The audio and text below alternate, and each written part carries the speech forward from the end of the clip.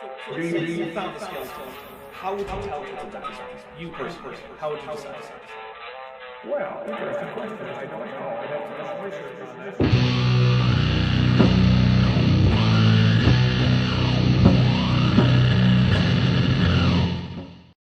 Hey everybody, welcome to Dapper Reacts. I don't know, 50 something? Nope, 108. I know what's going on. 108. Bodie's Babble Babbles back. Because I have to make a pun that is almost impossible for even me to pronounce. I am, of course, joined by Vishanti and Kip Davis, my two regular co-hosts, for when we have stuff to talk about. Well, Vishanti's just one of my regular co-hosts, but I especially bring Kip on when it pertains to things like the Bible, especially Hebrew scriptures, Hebrew language stuff, biblical history, that kind of thing. He is the guy I have in my back pocket for that kind of thing. Roshna pre-Yiddish Keller for $4.99. Sorry, pre-Yiddish uranium decay Keller. Gotta get the whole thing in there. For $4.99 says, as Kent explains, Orange Fanta US is better than Baja Blast. That seems like Kent is just as wrong about that as he is about everything else. Baja Blast is, of course, the best. It is good, but Baja Blast is, of course... Well, let's just say this. I don't know how to get hard Orange Fanta in a pack, so take that, Orange Fanta. Not with that attitude. Well, I mean, you just add vodka to it, I get that. Yeah, just add vodka. Or rum. Yeah. Or, you know what? I've never had Baja Blast. Go to Taco Bell and just get a drink. You don't even have to get a taco. Yeah. I wonder if our Taco Bell has it. If it doesn't, did you know that they mixed our? Did they do that down there too? They like mashed our Taco Bell together with Kentucky Fried Chicken. They do that in some locations down here. Yeah. Yeah. Most locations are one or the other, but there's a few that are both. It's like seriously, it's like a heart attack. Just did you see waiting to Flat Earth Dave Weiss Dearth try to talk to a bunch of black flat earthers and compare the flat earth to a bucket of KFC chicken with gravy? I was like, "Oh, Dave, you could have chosen so many different things, but you decided to just racist for 2 seconds." Challenge. Wow, yeah. So that was, yeah. It was just like, geez, man. Anyway, so. Do you guys know who Dr. Venture is? That sounds familiar. Venture Brothers? Yeah, the Venture Brothers? Maybe. I don't know. Someone on Twitter just said that I'm what Dr. Venture would be like in real life if he also had long hair and wore a beanie. Yeah, that's from the Venture Brothers, yeah. Okay. Yep, that's the Venture Brothers. But what is that? Like, what is it? Oh, okay. Yeah. A right-handed Sith for $2 says, sadly, the best soda is no longer available. Jolt. Yeah, they brought it back for a little bit, but yeah, it was only temporary. Surge. That one was pretty. Oof. That one was intense. Although I did start today off with 2 monsters in a row. Surge was like Mountain Dew, but on speed. Yeah. Dutch Tunicate Demonic Selection for $2 says, Dr. Kip Davis is wearing his human suit today. There you go. I am not wearing my human suit. Kind of like an everyday thing for me. Sounds so uncomfortable. But I would hate it. Thank you for noticing, Dutch Tunicate demonic selection. There you go. Speaking of human suits, we do have a super chat goal. If we can get the super chat goal, which is for the teal, which in the US is like $4.99 or $5 and up. Super chats, we can get 30 of those in the next. Well, I set it for 2 hours, but now it's at an hour and 52 minutes. Not only will I squeeze into my stupid human suit on Tuesday for Kent with Bent, which has already got a Star Trek themed thumbnail, I will also put on a Star Trek uniform, and I'll try to get Bent to do the same. I can't guarantee that part, but so. Tunicate says Kip's clearly a mud Kip. That's right. It's true. All right, so guys, other than talking about sodas and let's see, Kent Hovind and racist flat earthers, which are all great topics of discussion, but they're not the main topic for today. So today we are here to take a look at Bodie Davis's book about the Tower of Babel. For those of you who might be just Did you joining say us, Bodie Davis? I did. I've got the Davis in my from. Never mind. I'm sorry. I mean, we're everywhere. Bodie Hodge. But There are a lot of but you. we guard those ranks very closely. Do you? Because there's a lot of We people do. in there. Okay. They've know, all been but handpicked. yes, it's rigorous. I see. Bodie Hodge. So for those of you who don't know, Bodie Hodge is the son-in-law of Ken Ham of Answers in Genesis. He wrote this book while he was at Answers in Genesis, and I can promise you there is no way that even Answers in Genesis would publish a book with this horrible unediting job had it not been for the fact that the author was in the family of the CEO of Answers in Genesis. So it is full of like bafflingly bizarre word choices, sentence structures, missing punctuation. Bodie clearly has no idea how to properly cite most things. Like for instance, if there is an ancient work that has an internal citation mechanism, like you know how the Bible has chapters and verses and whatnot, other ancient works also often have an internal citation mechanism that has been developed over time. He rarely uses that, instead just citing pages from translations, which is not normally how you do that. That'd be like me if I wanted to cite like the Bible and I was like, well, okay, so what you do is you go to this edition of like the NIV and you look at page 322. Like, that's not how you cite the Bible. I'm sorry, even if that's what you did to get to that verse, that's not how you cite it. You cite the book, the chapter, and the verse. That's how you do it. So that way people don't have to figure out exactly which edition you're looking at. So, yeah, it's full of problems like that. It's also full of absolute nonsense, and we're going to take a look at it today. But first, we have a bunch of new stuff that has come in terms of super chats and even gifted memberships. And we are doing the drinking thing today. I have a drink that I have no idea what it's called, but it's mostly pineapple juice and blue curacao with some vodka on top that I'm mixing together. So it's going to be very tropical because I am tired of cold weather. It was like 2 degrees when I woke up. And it's unacceptable. That's like at least 20 degrees too cold. And yes, I am using communism units for today because I have someone from not America here. So no freedom units today, only Thank communism. Yes. Thank you for that. You're welcome. It was snowing earlier. Ugh, gross. Yeah. Look, I am mostly liquid water. I don't want to exist in a place where liquid water can't exist, because that just means I can't exist. My new friend that I was telling Don't you question about it. before we started, they live in Toronto, and they It's were even telling me colder that there like, than it I is think here. last week, yeah, they said it got down to like negative 18, and there was all these like feet of snow on the ground. And it's just way too damn cold. Unacceptable. It's way too much. Yeah, unacceptable. That's So- you see. So this is one of the. I mean, there's multiple reasons, but this is one of the reasons why the Society of Biblical Literature will never go back to Toronto. Too much snow. So and cold. That does actually remind me, because I love that in Canada you have 3 dimensions to measure length in. For one of them, you decide to use like feet and inches, but for the other 2, you like to use like meters and centimeters. And so you'll be like, Yeah. No sense to me, but I height is can't feet help and myself inches, length and either. width, meters, centimeters. It's Yeah. good stuff. All right, so we Yeah. got a few super chats to read here. Metageeky Platypus Warlock for $5 says, I'm going to go with learned Ceratosaurus have pockets today.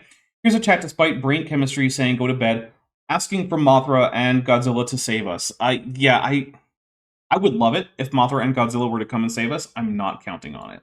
But I will take a drink. Thank you very much. TD Lane, who's been a member for 35 months and is at the tetrapod level, very rudely says nerds with way too many E's, but the Godzilla, which is an accurate description, but I'll take a drink. Ben Thick Tunicate for £5 says, for the suit. By the way, according to Amazon, I do have a Star Trek uniform top and undershirt arriving today. Unfortunately, the pips In the won't be here correct size, I till... hope. Well, yeah. Unfortunately, Wearing the that for your pips... campaign. The pips won't be here until Wednesday, so if we make the the goal, I won't be able to wear the pips. But I will have the comm badge, because someone actually was very nice and gifted me a comm badge. So Very much appreciate that. Oh, speaking of which, Joshua Geese sent me some ginger beer and a fan, and says, "A fan from a fan. Hope it gets to you this time." From Joshua Geese. Yes, it did. Joshua Geese had previously accidentally shipped the fan to the wrong location and had to cancel the order. So he let me know, so I re-added it, and apparently he sent it to the right place this time. So thank you very much. I really do appreciate it. That fan is going to come in very handy because, especially when I'm rendering, my computer can get very hot, and it will appreciate the extra airflow. Let's see. Roshan, a pre-Yiddish uranium decay color for $4.99 says, question for Dr. Kip. Have you heard that the Dead Sea Scrolls version of Isaiah is 100% identical to the version in the Masoretic text? Have you heard that? 100%. Multiple times. Okay, and what is your assessment of this claim?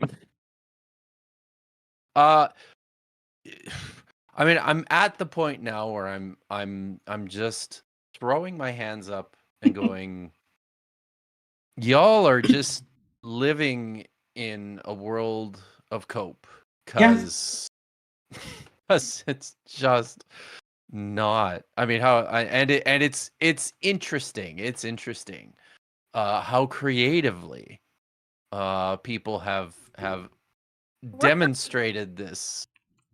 Have sought to demonstrate this word for word correspondence, because they're still doing it. Yeah, they're still doing it. It's a really weird thing because while on the one hand, for most people it's hard to check, for anyone who can even come plausibly close to check, like, all you need to do to check is be able to have a transcript of both and just recognize which letters are which in Hebrew.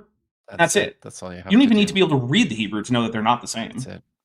Yes. And it's just such a weird thing. It's like, I don't get it. It's like someone walking in and being like, "Oh, hey, my NIV is exactly identical to this NSR.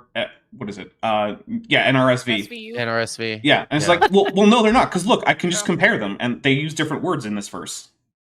What are you doing? What is the point you're trying to make? Yeah. And I think from my perspective, right, like, it's such a strange hill to want to die on. Mm-hmm.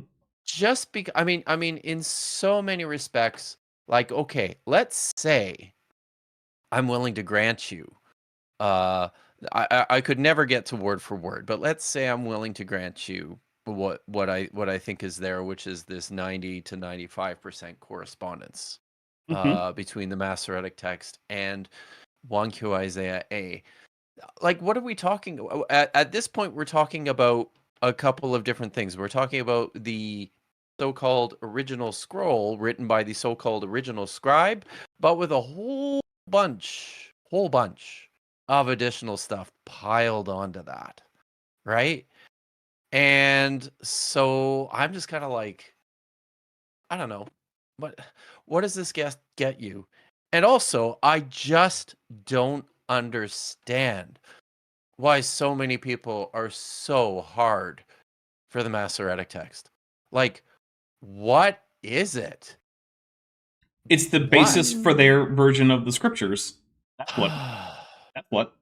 Look, okay, here, if it makes you feel better, you can find PowerPoints. They find them sexy. Well, they are sexy. No. But if it helps, you can find sections of Christianity that will go just as hard for the Septuagint, because that is their official version of the Old Testament. And so I have seen people, especially from Eastern Christian churches, so like the Oriental Orthodox, the Church of the East, the Eastern Orthodox, who will go on and on about how the Septuagint is actually really the real version of the Old Testament. Not going like full Hillman and saying it's the original language, but saying that, you know, the Septuagint is inspired and was made by inspired translators, and taking seriously the story of the 70 translators and whatnot. And it's just as silly. 72. Well, all right. So, Ben Thick Tunicate has gifted 10 Dapper Dinosaur memberships. So I'm going to take drinks as I go through more of the super chats to get up to that 10, so we don't have a big breaks here. So here's 2 drinks real quick. 1 and 2. I mean, Nikud sounds almost like naked, so there you go, Kip. Well, there you go. Metageeky Platypus Warlock, who's been a member for 3 months and is at the Tetchpod level, says, "Oh, month chat. Watch or go get my new glasses." Well, if you can't see the screen without your new glasses, I would suggest new glasses, but here's 3. I mean, they can see it. It's probably just blurry. Well, yeah, I mean, that's what I mean. Jasper Iki the Mighty, for €2, says, this book is a linguist's nightmare. You are not wrong. Mm-hmm. I wouldn't actually expose a real Mhm. linguist to this, because I would feel guilty for, like, whatever horrible brain damage it caused them. So here's 4. Juliana Delicato, who's been a member for 16 months, is at the Tetrapod level, says, my bananas are green, frowny face. I'm sorry. I hope that, you know what? Put them in a paper bag and seal that bag. Put it in the refrigerator for a few days. It'll ripen faster. So, here's 5. Hey, to great post-diluvian flying glaciers. Which, remember when Bodie was talking about the glaciers aloft? It's like, Bodie, that implies they're floating glaciers. What are you talking about? Yeah, that's a reference there.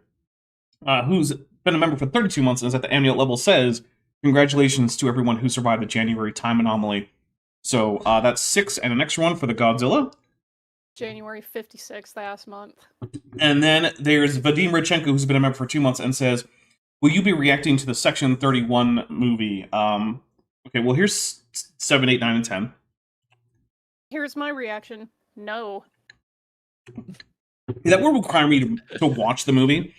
And everything that I have seen indicates to me that watching that movie will be a miserable experience that can really only be topped by listening to, like, 3 hours of, like, Amon Hillman on ×2 speed, where he's the only one talking. Blech. Yeah. Look, I want to still like Star Trek, Did so Vish I'm not just going to watch throw up in her mouth? Section Little bit. 31. Yeah. Look, here's the thing, right? For a while, I thought maybe I'm just one of those crusty old fans who only likes old Trek and doesn't like any of the new Trek. But then I realized, no, I like a lot of the new Trek. I like Strange New Worlds. I like Lower Decks. I like the 3rd season of Picard. I like Prodigy. I like most of the new Trek. However, there is some Trek, like the first 2 seasons of Picard, or just Discovery, that I absolutely cannot stand.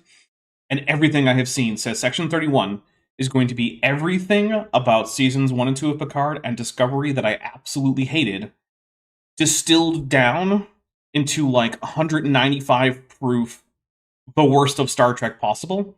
And as far as I can tell, the only saving grace that the movie might have is that Michelle Yeoh is in it, because I like Michelle Yeoh.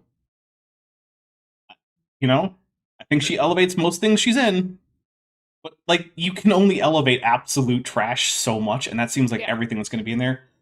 Also, I really don't like the political messaging of, like, oh, it turns out our super secret, unethical division of Starfleet that people don't even really know about. No, it's actually a really good thing, you see. Because the entire point of Section 31, which was created in Deep Space Nine, right, was an exploration of things like the real-world CIA and the ridiculously unethical things they did, and why that wasn't necessary, and Especially why during the 1950s through 1980s. Oh yeah, and why it in is Latin America that if you fight for an ideal by violating the ideal, all you're doing is just showing that the ideal apparently doesn't work. So why bother with it? But if it's actually the ideal you hold, then don't violate it. And so by doing a show that, or well, a movie that like celebrates Section 31 and makes them the good guys, that kind of negates that whole thing. Now, don't get me wrong. I also think Lower Decks had that problem. But that was like a 2-episode arc and not like an entire movie. And it was a 2-episode arc of a show where the episodes are only like 25 minutes long.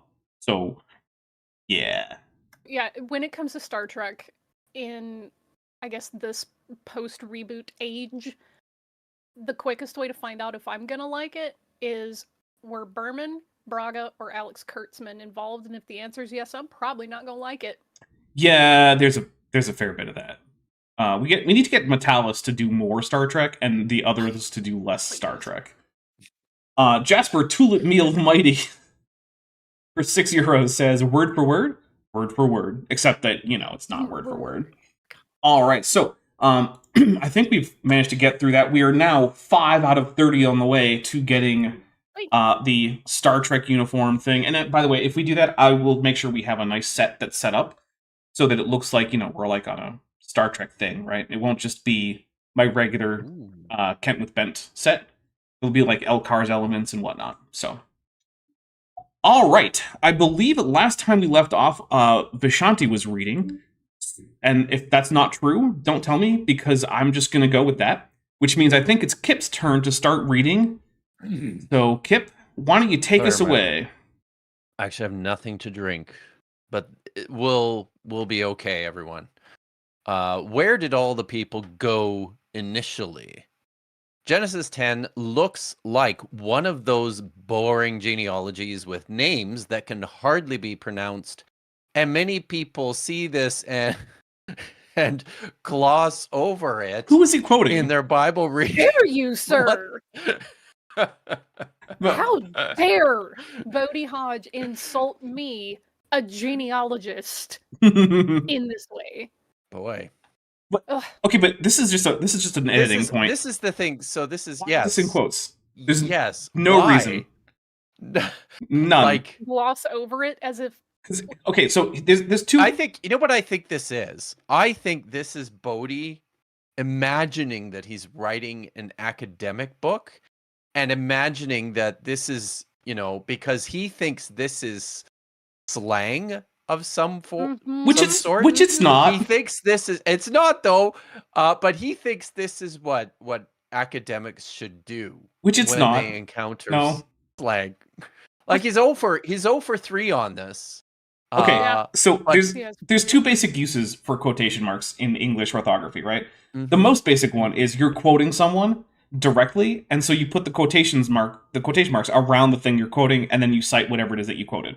Okay, great. The other one is when you're using... Actually, I guess there's 3, right? So another one is if you're referring to the word as such, right? Then you put quotes around it. So, for instance, I got confused on my Discord server because someone said Germanic is Latin. And I was like, do you mean the language family is Latin? Because that makes no sense and is completely untrue. Yeah, that's not a thing. It turns out what they meant was Germanic. Quotation marks around Germanic is Latin, which means the word Germanic has a Latin origin, which is true. That's right. So that's one use. So if you want to say, like, this word, and you put quotation marks around the word, that means you're referring to the word and not the concept behind the word, the referent for the word, just the word itself. Okay, that's the second one. The third one is if you think the word is being used incorrectly. So, for instance, if I wanted to make the case that currently the office of president is vacant in the United States because the Constitution is no longer functionally in operation, and then I want to refer to the current claimant to that office, I might put the word president in parentheses because technically I'm making the case that there is no president, but there's a guy calling himself that, right? So that might be a reason for me to put the word president in quotes. Those are called scare quotes because I'm telling you I'm not using this word the way you think I am. This is the wrong word to use. Which of those versions is Bodie using? I think Rosina, pre-Yiddish uranium DK, is on the right track here. Maybe quotes me, look it up later in a thesaurus for $4.99. Yes. Big KJV get book title energy. Oh, yeah, that's true. Yes. I think you might be right about that. So, hey, Bodie, if you ever watch this, which isn't impossible, creationists, even fairly prominent ones, do occasionally watch my stuff. I know one that won't be watching them anymore. Was that too soon? No, because he's a murderer. All right. We're talking with Gunter Beckley, the murderer. Yep. Okay. Hey, by the way, did you guys see that Inspiring Philosophy made an appearance last night on right-wing grifting white supremacist Tim Pool's show? I was aware that it happened. I told you earlier I didn't watch about it. me code switching, because if you want to bring that topic up, you're about to see me code switch into something. I'm sorry. I couldn't help notice the great life choices that Inspiring Philosophy continues to make. I mean, they're consistent with all the previous ones. There's a pipeline. Continues to always dumps you out into the sewer of white nationalism and Christian supremacy. All right, let's continue on. Yes. We all got one sentence. But genealogies are helpful. Oh, good. Oh, no, okay. Particularly if approached in a slightly different manner. From what? From what? You haven't established the first way. For a Table of Nations. I mean, I guess if you mean a slightly different manner than glossing over them, okay, sure, I guess. But like, that's it. Oh, I hate that. So There we go. That's it. Yes. These names in Genesis 10 are the direct ancestors of all people, even the reader of this treatise. That means you guys. That call it a means book, Bodie. us. Just call it a book. What do you? Read Liz D's member chat, dang it. Okay, yes. Oh, I did miss Liz D's because I skipped right down to Roshan. Liz D, who's been a member for 12 months, is at the annual level, says, I hope I don't accidentally waste this member chat. That would feel really silly to do a whole member chat that said nothing. AIG is a bag of Kent Opens. We'll take a drink. Thank you very much. Okay. Okay, so first... the treatise. Tell Yeah. us what a treatise is, Dapper. Well, the thing is, like... Is it univocal? So... Yeah, I think it could be. Look, treatise, here's what I actually think the word is. It's the word, it's the noun that you call the thing you're writing when you think too much of yourself. Yeah, I would say this Ultimately. is less of a treatise and more of a screed. Yeah. That's just me. And like, sure, there's technical definitions and whatnot, but ultimately, anytime I see you call the thing you're reading a treatise, I think that you are full of yourself, and that's a strike against you. It's a word you just shouldn't use. Just don't. Right. Especially if you're Bodie Hodge, who can't figure out how quotation marks work. Yeah, I think Alex Marco in the chat was talking about, like, just because Bodie skipped Hooked on Phonics doesn't mean the rest of us. Yeah. Also, John Hopkins just joined the channel at the amnio level. Thank you very much. I now have an entire hospital who's joined the channel. No, you don't. Because that's just one John. Don't worry about it. You need 2 or more. Oh. Sorry, that's one of my pet peeves is when people say John Hopkins and not Johns Hopkins, because that's the actual name. Anyway. Well, I'm sure the absence of the S is just a typo. And an H? That's it. Yes. Yep. That's it. Okay, So, sure. All right. Anyway, per Jillian Wren's request, happy early birthday, 7-year-old. Yom Huledet Sameach. Feliz cumpleaños. Lamutan. Don't remember any other languages. Hochlich dativ judge. Hey, Jillian, can I say something to Jillian? Because I'm like I'm not an actual boomer, but I'm like a boomer. And I struggle with technology, and we've been trying to connect on Discord, and I can't seem to do it. So I don't know what I'm doing wrong, but you're probably doing the right thing. Email. I just don't know what to do about that. We could do that. Yeah. I would suggest email. Yeah. Somebody probably has my email address and can give it to you. But yeah. Star Song, who has been a member for 8 months and is at the Tetrapod level, says a former treatise I have sent to you, Theophilus, which of course is the opening of Acts, which is nice, good stuff. Look, Nice. I really appreciate the occasional just like random ass biblical reference. So I really do appreciate that. In fact, that's right. Vadim just reminded me. Sdiem Rojdenya. There you go. Thank you. Spasiba. Yeah, in my like everyday life, I will just occasionally make a biblical allusion, and almost no one ever gets it. But every once in a while they do, and I really appreciate that. We get it. You two do. You always get it, yeah. Mm-hmm. But anyway. Some were even kings. Great. Okay. Oh, I wanted to read that part. It's still my turn. Fine. These people were incredibly famous. Whoa. Some were even kings. The best thing you can be if you're a weird monarchist for some reason. No shit, moron. Like, can you believe that my dog didn't like that? Oh boy. Can you believe an Iron Age text might have like a pro-monarchist stance and focus on great men, like versions of history or, well, legendary stuff? How crazy. Also, Nito, who's been a member for 21 months, is at the Tetrapod level, says, in Lithuanian, and I'm just going to assume that this is going to be roughly correct, Su gimtadieniu. That's a lot of vowels. Thank you. Well, probably Slavic, right? Wow. Yeah. Look, Indo-European languages often have way too many vowels, and I don't know what it is, but some of them get it right, like Spanish. 5. That's the max. Yeah. Vowels. 5, that's it. I have it on good authority that vowels are just tuning. If you know, you know. That makes me want to throw things, I'll be honest. Yeah. Yeah. Shall I continue? Before you start throwing things. God, why does he write like this? For this volume, many of these people were researched in more detail. Why? And why do you have to tell us this? Like, he thinks that this is how you're academics already write. writing a book. We assume that you've actually done some fucking research. Sorry. He thinks this is how Lithuanian is Baltic. Yeah, I learned one of the oldest books. Cool. So Kip, he thinks that this is how academics write. That's the thing. That's what he thinks. Okay, we got a super chat from Roshan, a pre-Yiddish uranium decay counter for $4.99, who says, "This book is starting to sound like a mid-aughties blog post." You are not wrong there. And hey, we're at 7 out of 30. We could do this. We're on track. We're getting there. You guys could force me into my human suit once again. There is You're on the inside.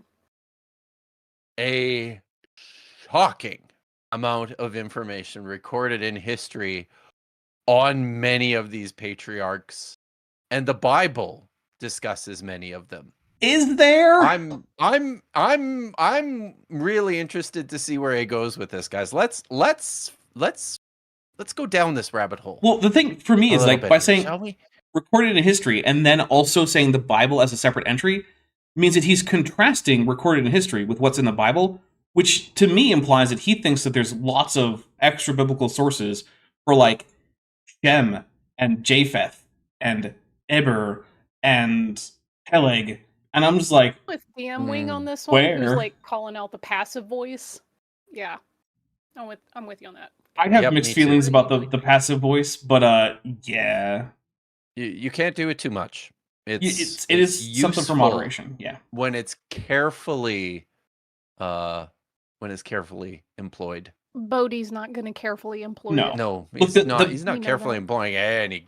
The best use for it is honestly when you're not sure what the subject of the verb would be if you use the active voice, but you know that the action which requires a subject was done, and that's why you're using the passive voices, because you don't actually know what the proper subject is. But if I know you know what the subject is, like maybe it's the cops, instead I know why you're using the passive voice, and it's to avoid putting any implications onto the subject.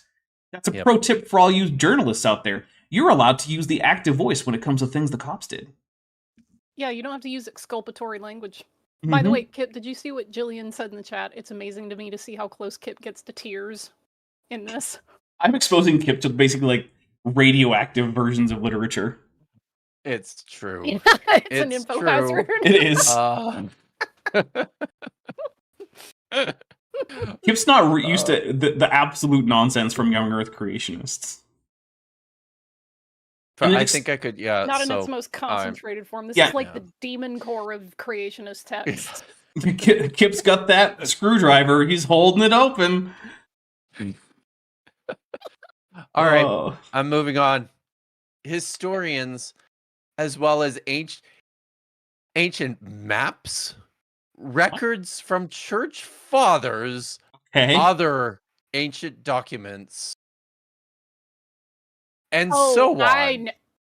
Tell us which nations came from various people. So often, the church and culture simply miss it. Hey, Bodie. I bet you $1. I bet $1 he's talking about the Perry race map.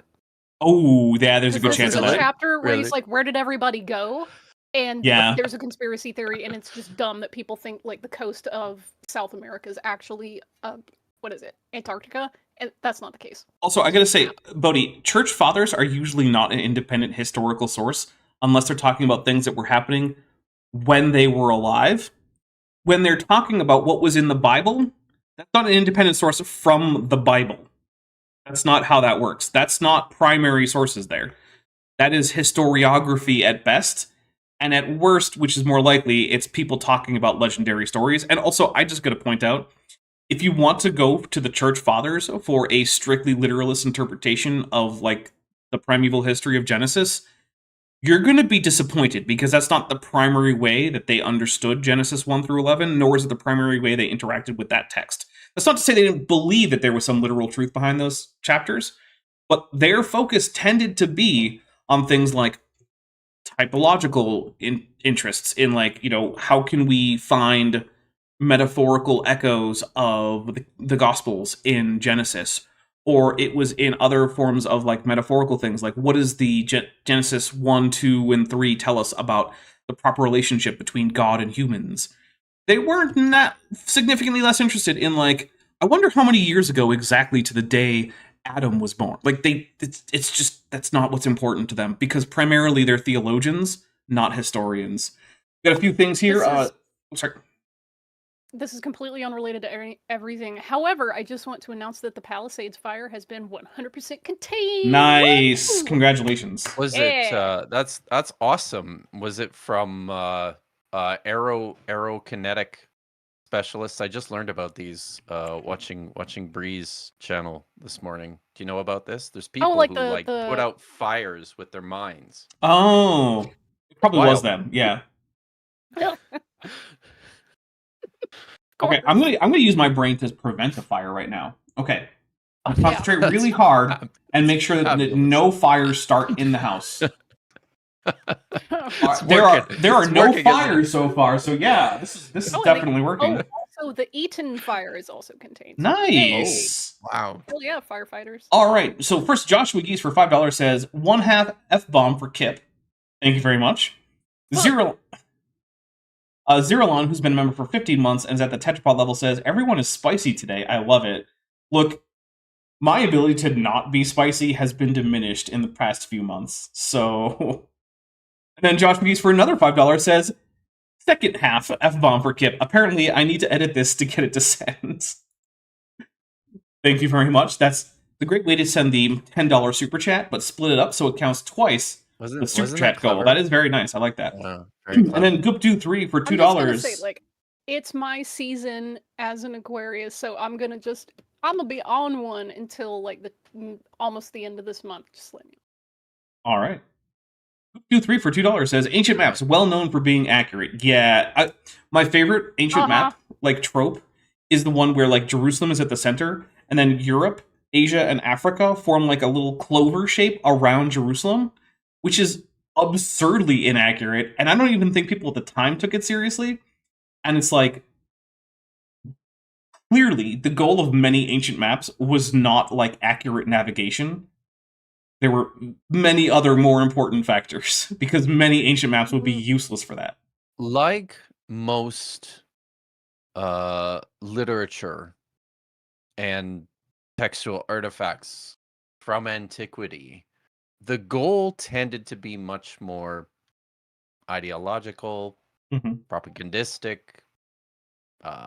univocal. Yeah. Vish is trying to kill me today. Yeah, I think she is. I can tell. I'm really scared. Violence today. Jasper Tulip Meal the Mighty for €2 says fires contained just like the frost giants. Yes, thank you, Thor. The reason you can tell that Thor is real is because there are no frost giants wandering around. So, thank you for containing the Jotun in Jotunheim. So, good work there, Thor. Yeah. And for limiting Niflheim to just like around where the Canadian border is, that's really very considerate for us. Yeah, I appreciate that. Beavers. The beavers did that. The beavers are the ones who are holding back the ancient cold. You know what? As someone whose ancestry includes numerous Canadian beaver trappers and fur traders, I thought you were going to say beavers. Beavers, me too. Well, I mean, technically, if you think about it, that would also be the case. At least for my human side, that ancestry would contain many Canadian beavers in addition, including my grandmother. Well, my grandmother's '*s. Her grandmother was a beaver? No, but she had one, and it is included in my ancestry in terms of like my adoptive human family. I'm so confused now.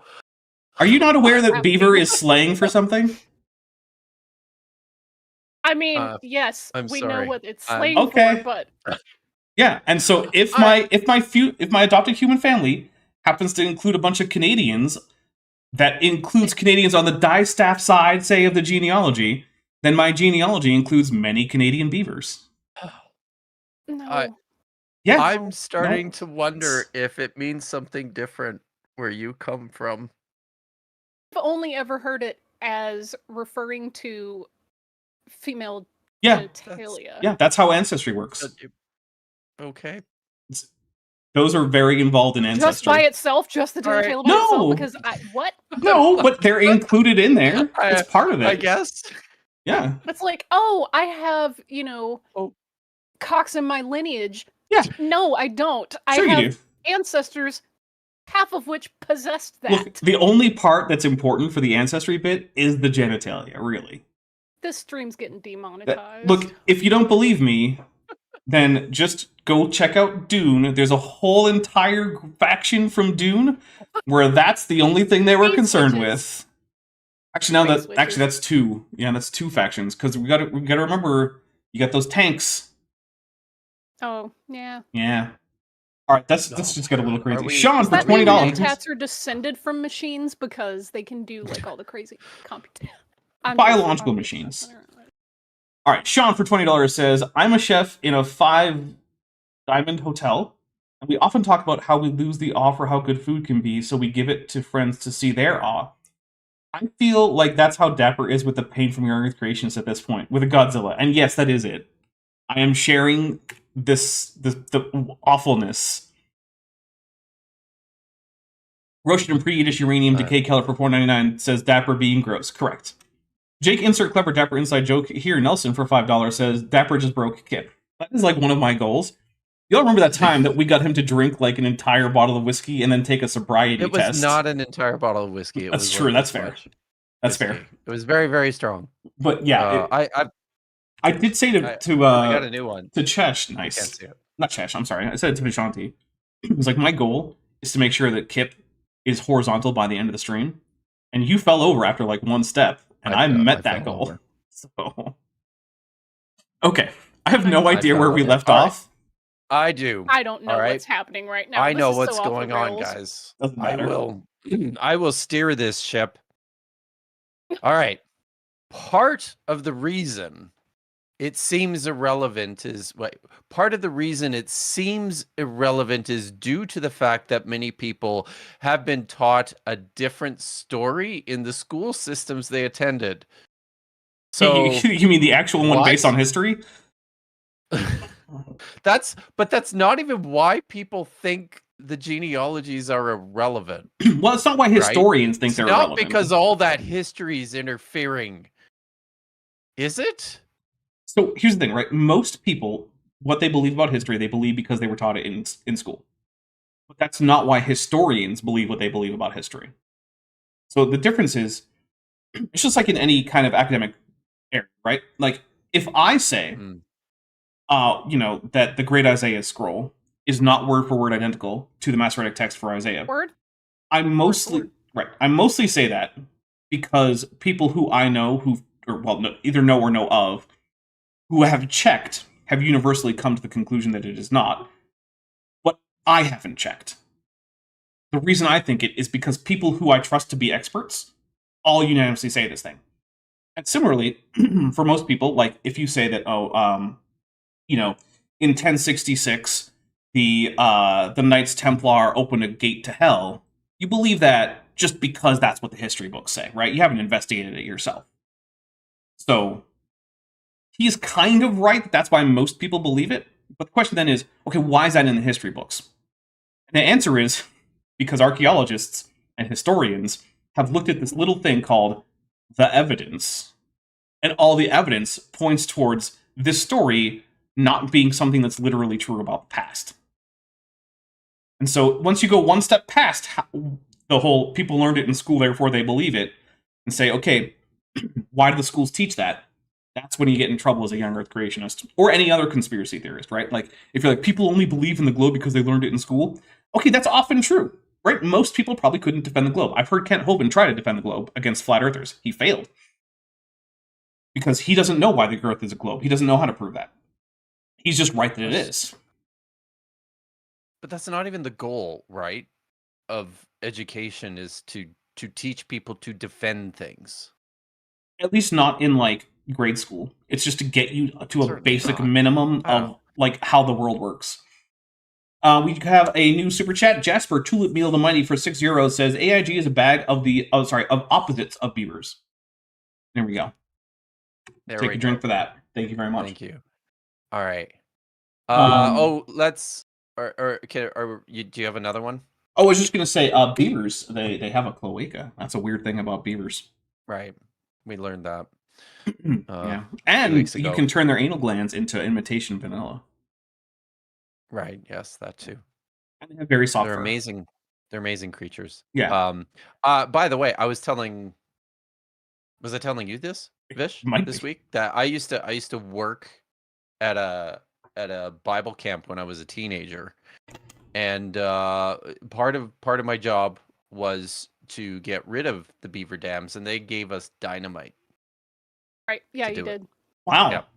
Yeah, that was. I was going to say that seems extreme, but then again, beaver dams can be really big, and how else would you get rid of them? I don't know. Yeah, it's.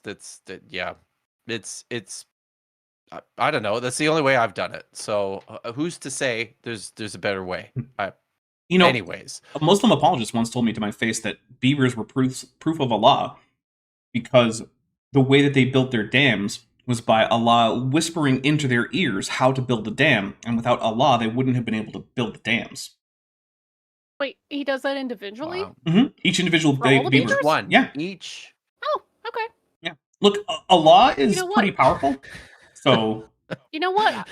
If he can be in multiple places at once, cool. But if he's not in multiple places at once, then I got questions. No, he's omnipotent, so he can do whatever. So he can be in multiple places at once.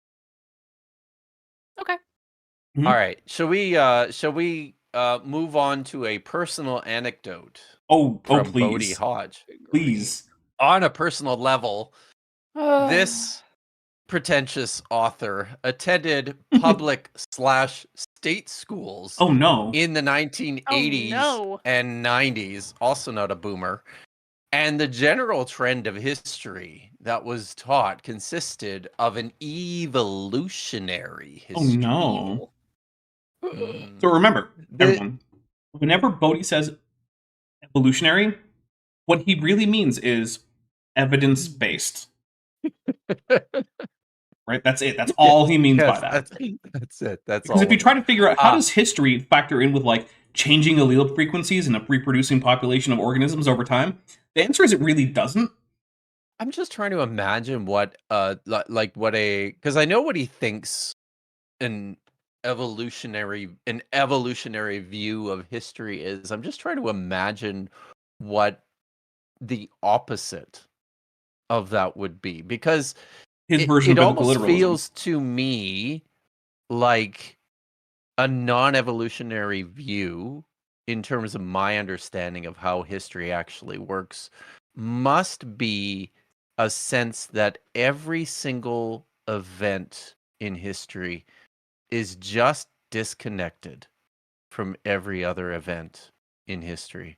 See, that's the thing. You're thinking about the word evolutionary as if it actually had a meaning that is connected to the word evolution. I'm trying. And that is not what Bodie means.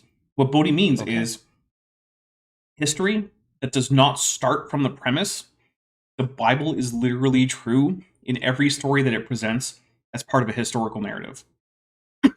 Sorry. So, like, Bodie will probably make an exception for, like, the parables of Jesus. And if you say, hey, you know the story about, like, the king inviting people to, like, the wedding banquet, and he was like, oh, slay all these people who, you know, didn't accept the invite or whatever? He'll probably say, no, I don't think that was real, because that was a story Jesus was telling as an example. Or, like, the rich man and Lazarus, right? He'll probably say, no, I don't think that actually happened. I think that was just a story that Jesus was telling, for example. But anything that the Bible represents as actually having happened within its internal narrative, Bodie is, like, dogmatically bound to assume is literally historically true. And so, when he says evolutionary history, as if it's some kind of slur, all he means is history that does not follow that dogmatic convention. It's not more complicated than that. Let's see. Coop23 says, could Allah design a beaver dam so strong that he couldn't destroy it? Oh my god. So maybe, but not dynamite. well, yeah. So that gets into, like, if you want an actual answer, I am not a Muslim theologian. However, I believe it would actually vary depending on which theological tradition you're going to go look at, because there are multiple strains in Islam, and one is a bit more rationalist and would probably say no because that's a contradiction in terms, and Allah doesn't do that. But there's another version that is more comfortable with things like just mutually contradictory statements being true at the same time, and it is sort of, I don't want to say anti-rational, but is far less concerned with things fitting together in some kind of neat logical package. And they're the kind of people, there's a theological strain in Islam that will say things like, look, yeah, Allah is an eternal spirit who pre-existed the entire universe, who made the universe, and doesn't have, like, parts or distinctions. But also, when the Quran says he has a hand, he has a hand. Don't worry about it. Just don't worry about it. Okay. Which, I mean, okay. Roshan Pre-Yiddish Uranium Decay Keller for $4.99 says, what does evolution have to do with Bible genealogies? Well, obviously, it was invented by people who just wanted you to not believe the genealogies. That's what. Yes. Of course. Yes. All right. Absolutely. All right. The evolutionary view of history claims that, and I made the mistake of reading ahead. Okay. Claims that when man became smart enough, he invented tools, moved out of Africa, grouped into civilizations, and became farmers. The first few civilizations were in Mesopotamia, Egypt, taking a drink. the Indus River Valley, and so on. This feels icky. Yeah, here's the thing. There is no reason to think that the initial first wave of Homo sapiens immigrants from Africa who went into the Middle East were in any way cognitively or socially distinct from the other humans in Africa or from their ancestors from thousands of years earlier. There is no evidence of that. Now, we don't know what precipitated the initial, like, migration waves out of Africa. It's just not sure. Maybe there was a local climatic event. Maybe there was some kind of like intergroup conflict around the area, like near the Sinai over in Egypt. Because remember, at the time, the Sahara was green, so there would have been a lot more people there. Maybe that was a thing. I don't know. As far as I know, no one knows what actually precipitated that. But one thing I can tell you is it wasn't that humans just got smarter and the smartest ones left Africa. Which, no, Bodie,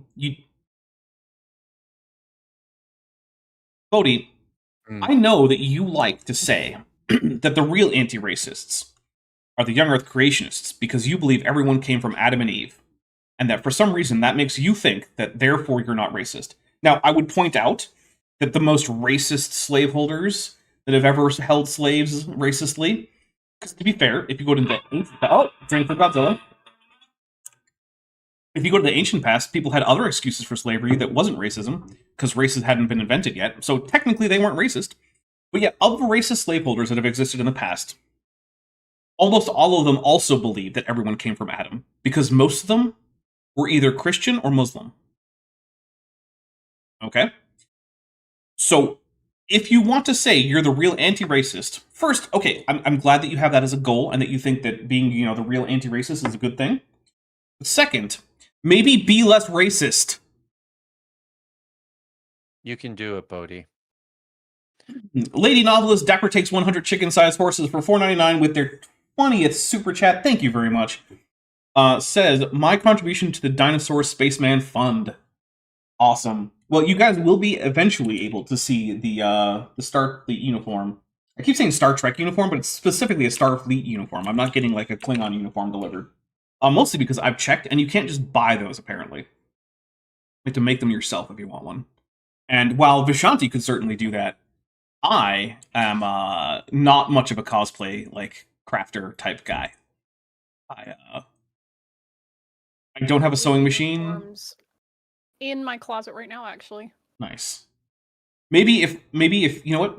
Anyway, if we make Vishanti, how much would it cost for you to make a custom Klingon uniform for me? How much would I have to pay you? Okay, well, my first question would be, how, like, accurate do you want it to be? I want it to be screen accurate, except that the metal parts don't necessarily actually have to be metal. They could just be like foil over like foam or leather or something like that, right? And I'm talking like With TNG or without era. prosthetic? Without. And no wig either. Probably, I would start, based on my current skill level, custom materials plus labor, it'd probably cost you at least $1,500. All right, guys, if we can get to, let's say, $1,700 to account for YouTube taking a cut, I will commission Vishanti to make me a Klingon uniform, but we have to get it on this stream. Is that a separate fundraiser, or is that's just for if we get there today? If we get there today, all right, we've got to get like 10 times as much support as we've been having. Next hour. Right. Yeah. Right. Yeah. So guys, dig deep. We're yeah, by the way, we're like, halfway. Well, before people lose all, I was gonna say Nia's with me on this one. I was gonna say 2K, but because we're geographically not super far away and because we're compadres, I would cut you a deal. But having never made a Klingon uniform, plus the fact you want it to be screen accurate, would mean that the materials have to be of really high quality, and that's expensive. So it's not even just the labor. I mean, it's mostly going to be leather. Yeah, I mean, some of it will be leather, but there's also it'll also be super. I just realized I live in Arizona. There is no time when it would be a good idea for me to put that on. It would be a death sentence. Actually, one of the things I realized about like the Fourth Doctor, because I have a Fourth Doctor outfit, and I put it on once, and I was like, every single planet this guy ever went to must have been bone-chillingly cold, because holy crap, this is a lot of really thick, heavy layers. And you know what's funny is foot scarf. Not even. I was wearing my pyro costume from the new Deadpool Wolverine, which I made, and the undershirt is a turtleneck, so already your neck, that's making you hot. Plus the really thick canvas fabric that I used for the vest, plus long cargo pants, plus light combat boots, plus leather bracers and fingerless gloves. Like, that biatch was sweaty. And that was something that I at least got to commiserate with Aaron Stanford over, is that outfit was not made for Deep South Georgia in the summer. I'm sorry, by the way. That, it was wintertime in England, so woo! By the way, I am sorry that the spam can that I sent you was not screen accurate. But they don't make those anymore, so it couldn't be. So, we got a couple super chats, and then we're going to go. Accurate. It wasn't. It had the wrong kind of top, and the top was removed entirely anyway. I didn't need the top. Well, it was on in the movie, partially, because it was one of those like twist-off tops. You only partially removed it in the movie. Yeah, it was like a peel top. Anyway, we got a couple of super chats. Roachin, a pre-edish Uranium Decay Keller for $4.99 says, also, you can't do more than $4.99 a week on YouTube. Oh, yeah, that's true. Okay, share this with everyone else so that everyone else can come here and help fund the Dapper Gets a Klingon uniform. I would say no prosthetic to Vishanti because I would need to be present for a good prosthetic.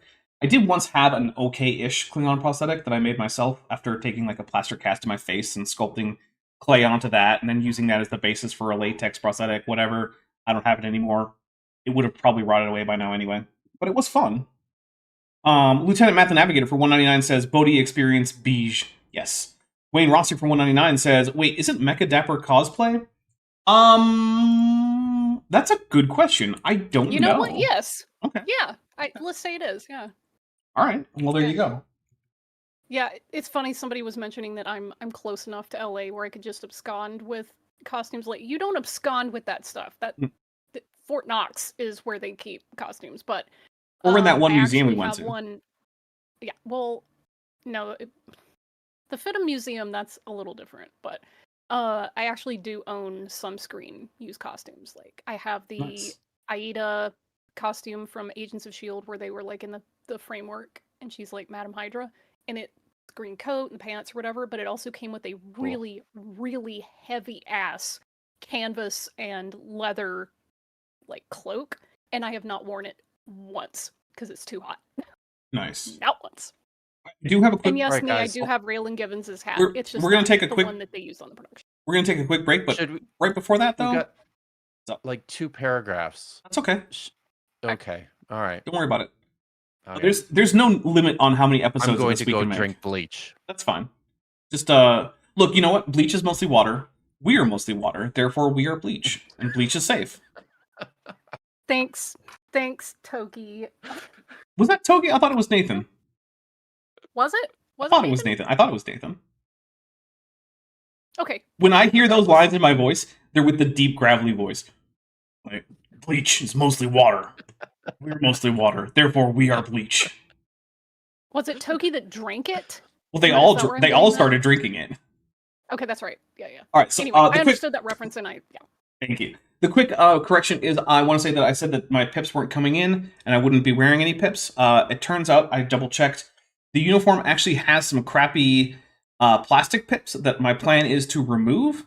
But because I won't have my nice, fancy, more screen accurate pips yet, I will not remove them if we end up with me wearing the uniform. So I will have crappy captain pips on that are just kind of dangly and plastic and don't have the right sheen, but they'll be there. So, because I would say crappy pips are better than no pips, and they are going to be captain pips, in case you're wondering.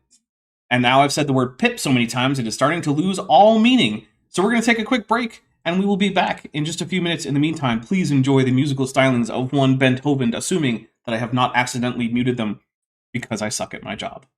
Be back in a little bit, everybody.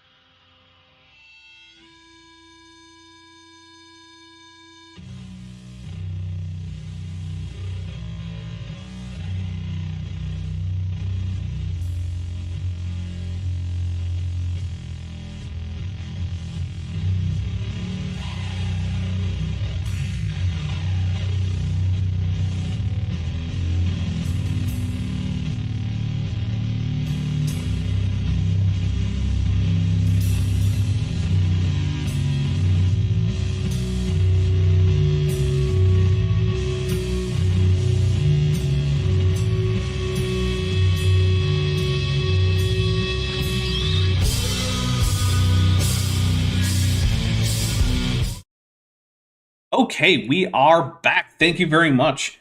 Let's see. We have one super chat that we haven't read and some gifted memberships. So first, Heather Australopithecus Sediba Coon, thank you, for $2 says, I'd say that Dapper is definitely cosplay. Okay, that's fair. And actually, some Dapper frames are being worked on, not this second, because, I mean, I'm doing this.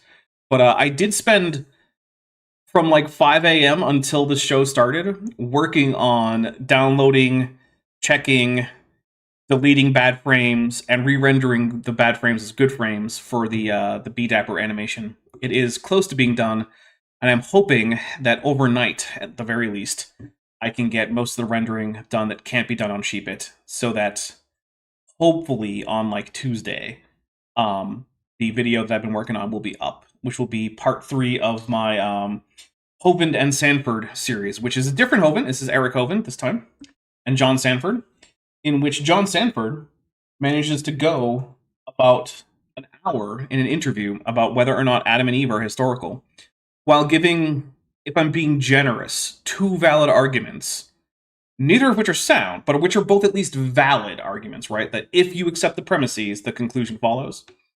In the course of an hour, he managed to come up with 2. So, yeah, it's really bad. A lot of it is just, did you know that Adam and Eve are in the Bible, and they even get referenced in other parts of the Bible than Genesis? Is it as bad as this book? Yes. It's actually, in some cases, worse, because Sanford has this problem where he's very mumbly, and most of what you can hear from him is just mouth sounds. So he'll say things like, Oh dear. and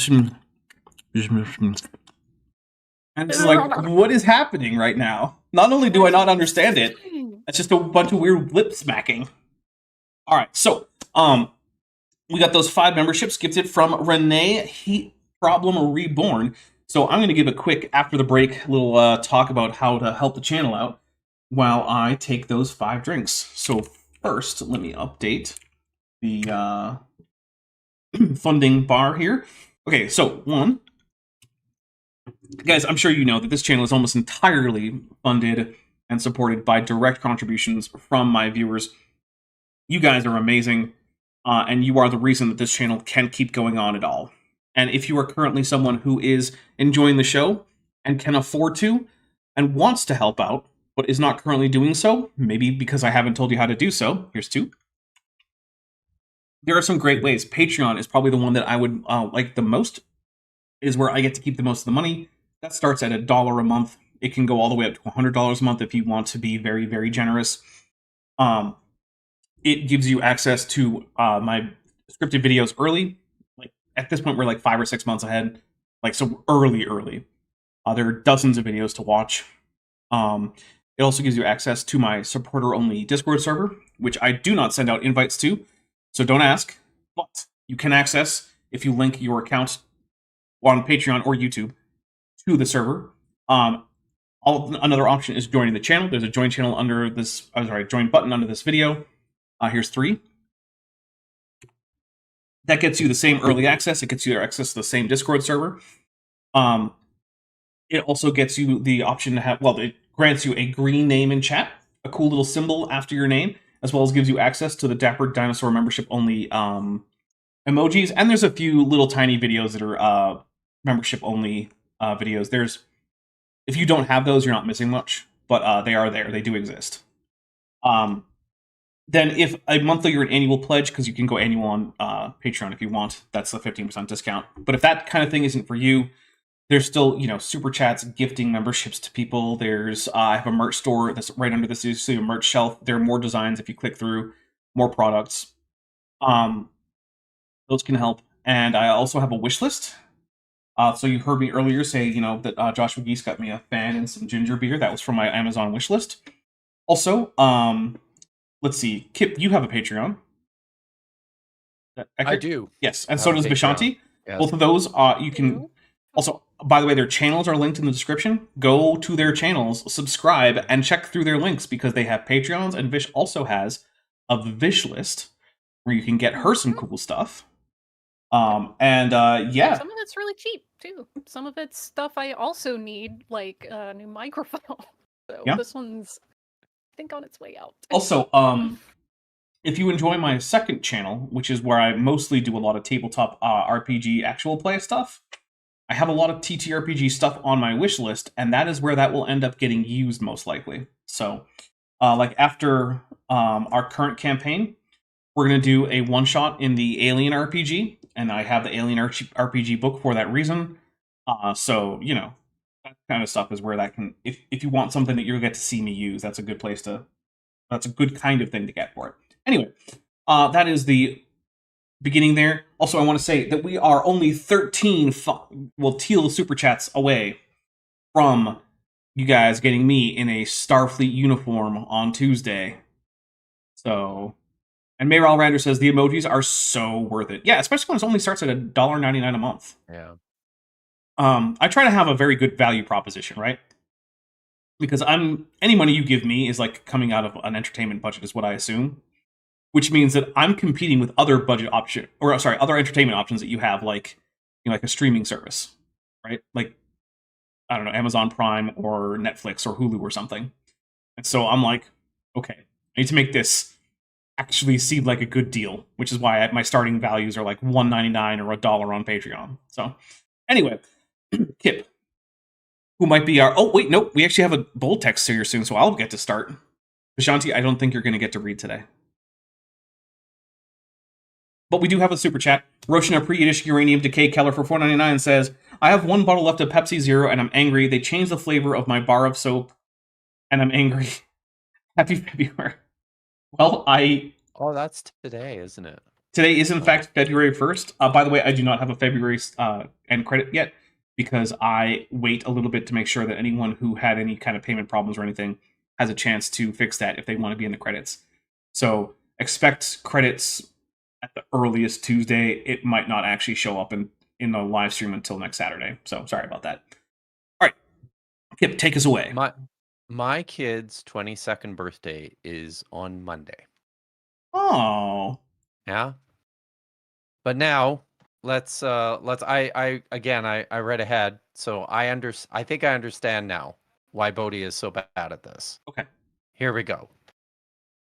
From that basic evolutionary history, teachers often touch on Egypt and then move on to Alexander the Great because, like, Egypt disappeared, right?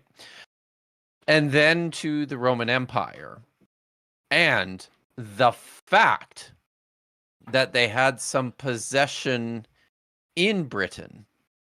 They possessed something there.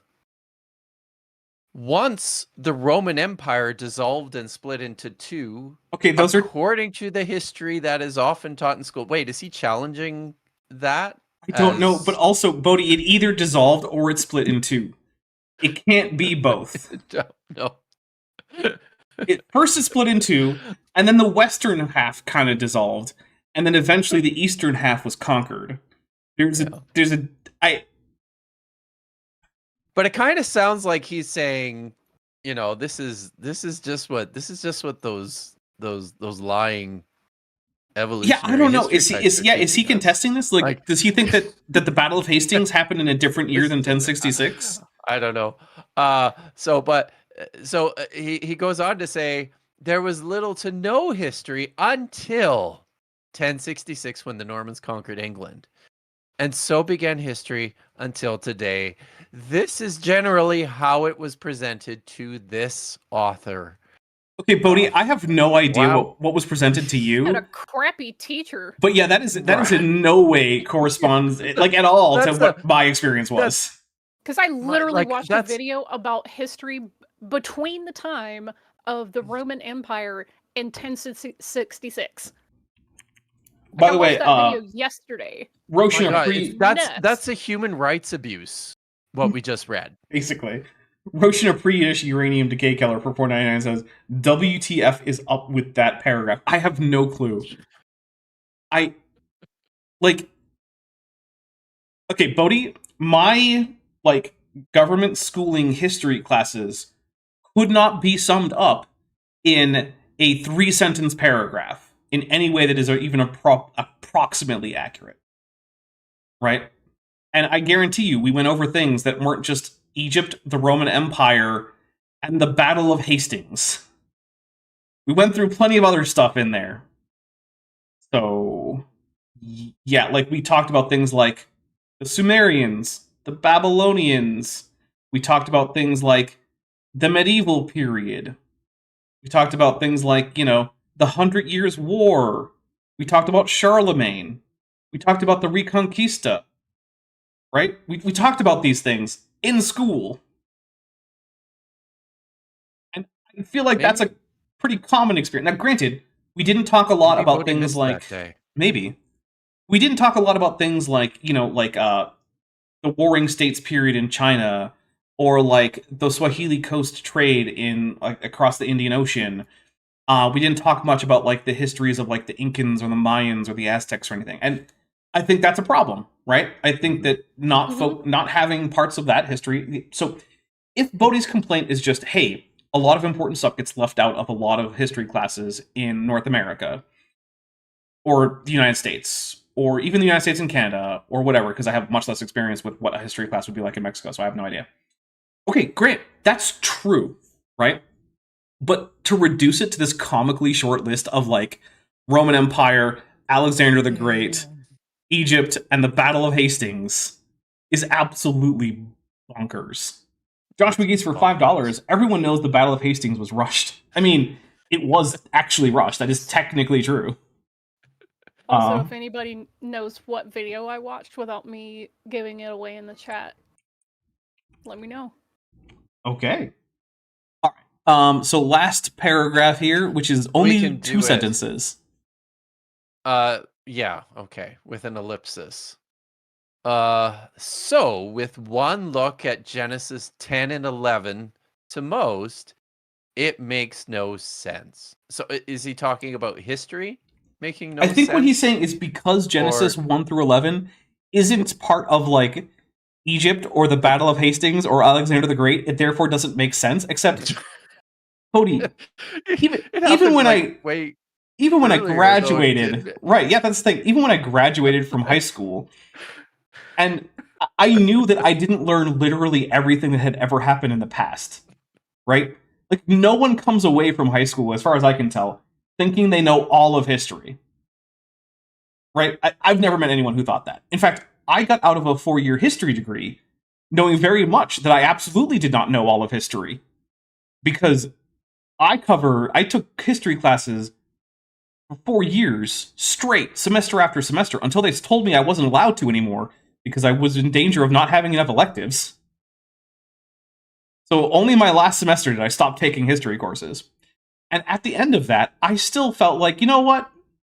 I know a tiny fraction of the things that have happened in the past. Let's see. Got a few super chats. Lieutenant Matt the Navigator for $4.99 says, this man didn't pay attention to history from kindergarten to being a reverse valedictorian. I like that, reverse valedictorian. And he thinks it's a vast conspiracy. Yeah, I think this is basically just Bodie was bad at history, and now he's just projecting that onto the entirety of the education system. Yes. Thank you, YouTube, he didn't pay attention in class, and it's making it everyone else's problem. Yeah. Thanks, YouTube, for crashing. That's always appreciated. It's the only tabs that I ever have that crash are YouTube. Really? YouTube, not just YouTube, but YouTube Studio tabs. It's the only ones. And it's not just me. Other people are having that problem. No, I've got, yeah. So anyway, let's see. Roshina Pre-ish Uranium Decay Killer for $4.99 says, maybe Bodie took a 6-week history class in summer school. It's heavily elided. See, here's the thing. I would expect, if you could go through an entire 6-week history class, you should know more than Egypt, Alexander, Roman Empire, Battle of Hastings. You should be able to do more than name 3 different empires and 1 battle. Right? Like that, you should be able to do more. And I'm being generous in saying that he knows the 1066 date isn't just the Norman Conquest, but specifically the date of the Battle of Hastings, because, there were other battles that happened during the Norman Conquest, but that's the one everyone remembers because it's the final battle. Anyway, Metageeky Platypus Warlock for $5 says, just skip over all of ancient Greece, Plato, Aristotle, Diogenes. Behold a plucked dinosaur, 'tis a man. Yes. And a basket of roosters is Alpha Iota Gamma. Nice. I like the basket of roosters Alpha Iota Gamma. We're taking a drink. Yeah. Oh, and we only need 6 more super chats, so we are well on our way. Almost there, guys. Yep. And then Naramda puts All for right. $5, says, nothing important happened before I was born, so the universe is only 7 years old. Someone's following Bodhi's methodology, probably. Yeah, You know what, though? I gotta be honest. This is a problem I see with Protestant Christians. Protestant Christians seem not to care very much about history. If you ask them about things like Christian history, they're like, well, there was Jesus, and then there was Paul, and he wrote some letters, and then my pastor Jim Bob opened up this church here in the warehouse in the back of the Target. And that's Christian history. Like, okay. Yep, that's all of it. That's the whole thing. Maybe John of Patmos is in there somewhere in the mix. Who knows? Jasper Tulip Meal the Mighty for €2 says, yet somehow he still skipped Ken Ham's birthday. Oh my god, amazing. What's that about? That sounds like lore. In his history. Well, it's just in his list of history, yeah. Yes. Ken Ham's birthday should definitely have been there as one of the pivotal moments. So. You would think. Yeah. Ken Ham's birthday is one of the pivotal moments in church history. Although, to be fair, historically, Christians tend to mark days dedicated to a particular person in Christian history on the day of their death rather than on the day of their birth. So, for instance, most saint days are actually on the day of the person's death, not of birth. So, yeah. That's just a thing. All right. Anyway. Let's finish this out. But after researching, much of the storytelling of the false evolutionary history can be recognized. And this is where it gets exciting. Bodie, why is that ellipsis in there? Because he wanted me to do the thing, right? I guess he succeeded, so good job, you did it. There are so many pieces of fascinating history and exciting nuggets in history that it is difficult to not to give the glory to God. Wow, that wasn't what I was expecting at the end there. I just love that earlier in this, not just this chapter, this section of this chapter, Bodhi put scare quotes around gloss over and referred to himself in the third person and referred to this book as a volume or a treatise. And yet here he's just going to toss in nuggets. Bodhi, pick a tone. What are you doing? Yeah. Oh. Yeah. Nuggets. Goodness. Like, imagine thinking that nuggets there is a perfectly normal use, but gloss over is something weird and marked that you need to call attention to as like, well, I don't normally talk like this. What? Every once in a while, I wonder, what is it like inside the head of one of these people? Because it is baffling to me. And I'm currently wondering, like, what happens inside that weird little empty head of Bodhi's where what's left of his brain rattles around like the ball at the bottom of an empty spray paint can? What's going on in there? We got a couple super chats. Roasting a pre-Yiddish uranium decay color for $4.99 says, everyone knows Ken Ham died 9 months after his birthday. Makes it easy to celebrate. Lieutenant Matt the Navigator for $4.99 says, I think he took as much away from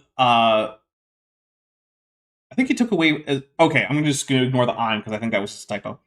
I think he took as much away from his history classes as his English classes. Possibly. Yeah. Here's the thing. Bodhi thinks he's smart. I guarantee you that author, Bodhi, this author of this volume, he thinks he's smart. This treatise. Right. He thinks he is a smart man.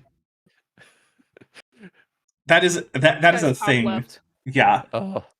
You know what? I should have gone on and just suggested Bodhi Hodge. Of course, then I would have to make a Bodhi Hodge video for voting purposes, and I don't want to do that. So, all right. An example to get started. What a weird phrase. Okay. As an example, remember the Ark of Noah? Yes, Bodhi. I remember. Okay, I'm going to need to do a breathing exercise here. Why is he titling this section an example to get started? I have no idea. The first sentence is as an example. I I don't know. But also the fact that the next thing is, remember the Ark of Noah? Like, yes, Bodie, I remember the goddamn Ark of Noah. Member. According to Moses... Yeah, I'm Amber.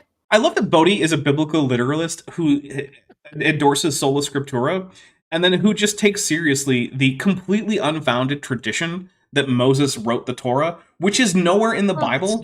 It's not even internally founded, y'all. It's not there. It's an extra biblical tradition, the kind of thing Bodie likes to pretend he's not okay with. To Moses. All right. According to Moses, it landed in the mountains of Ararat, Genesis 8:4. Why is there... Is that the text? Yeah, it's just the text. Yes, okay. It is. All right. Okay. Look, I'm not going to say it's wrong, but Bodie, you don't have to do that. You can just let people look it up themselves. You can. And he also repeated the reference in the footnote, which that's weird. Yeah. Whatever. Keep reading because I provided a citation for when he goes into his next paragraph. Why were these mountains called Ararat? There were no other surviving people other than those on the Ark around to name this mountain range on which the Ark ran aground. Bodie, if I want to take seriously the history, I know that even internally, right? Nothing in there indicates that it's Noah or his kids writing the book. So I just go with whoever wrote it called those mountains that, and he was telling his readers, who also called the mountains that's where they were, right? Like, hey, if I said that 5,000 years ago there was a settlement at the foothills of Mount McKinley, that doesn't mean that 5,000 years ago people called it Mount McKinley. It means I'm telling you, who now call it that there were people there 5,000 years ago who, spoiler, didn't call it that. Why is this even a thing? Oh, and then he answers, it's because the name actually came later. Yeah, obviously. Bodie, what do you think of your audience? Look, no one has less respect for the intelligence of lay creationists than professional creationists. They constantly assume that their audiences are brain-dead morons, and I don't get it. Because I am certain that no one asked this question. Yeah, no, when they were reading this book. You know, maybe Bodie just certain of that. I think Bodie just needed the book to be longer. I think that's what this is. It's like this is the Bodie version of just like extra B-roll that you don't actually need, but that you just stick in the middle of the movie anyway because you needed to get to that except if the B-roll was just turning the camera on and facing a wall. Well, yeah. To be fair, there is a movie like that.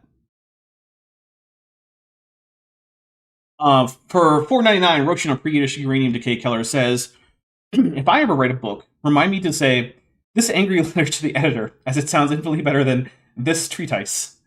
I will try to remind you. I don't know if I will be successful. Every time you say treatise instead of treatise, my brain is just melting a little bit. Well, I mean, you're here for Dapper Reacts. That's just sort of how it goes. Univocal. And we only have 3 more super chats to go until we get to having a Dapper in his human suit in a Starfleet uniform. After the dispersion of people at Babel, many places were named for their inhabitants. Okay, maybe, but it's just as likely that the people were called by the names of the places they lived. Like, that's also possible. Anyway, the Urartu people, spelled in Hebrew, the identical spelling of Ararat in Hebrew. I am extremely... Nope. No. What? I already read ahead. I provided the citation from Hollowed on this. It's not... It's got to start with an aleph, right? It does start with an aleph. Yeah, of course it does. Yes. And there is no root in Hebrew. I'm going to take Bodie. Aleph is a letter. You don't get to just skip it. It's not. It's just a placeholder. You know what it is. Vowels, you know what it is. Dapper. No, it's a glottal stop, and the glottal stop is the consonant at the beginning of those words. God damn it! You understand how this happened, right? Because, do you know how this happened? Here's my guess.